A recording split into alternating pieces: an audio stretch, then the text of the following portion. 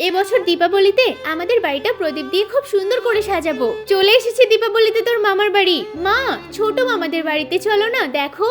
বাবা দেখেছো, বুবু আসছে আমাদের বাড়িতে।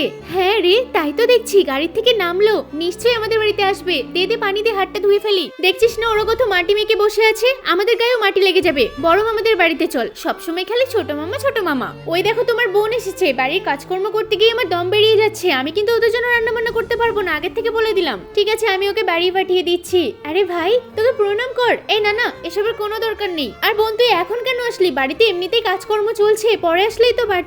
ভাই তোদের বাড়ি এত বড়, তারপরে তুই এমন কথা বলছিস। মা, ছোট মামাদের বাড়ি চলো না। হ্যাঁ যা, ছোটদের বাড়ি যা, আমাদের বাড়িতে এমনিতেই জায়গা নেই। থাক, আমরা কারোর বাড়ি যাব না, নিজেদের বাড়িতে চলে যাই। বাবু, ঘর থেকে বিস্কুটটা নিয়ে আয়, পানি নিয়ে দাঁড়িয়ে আছি।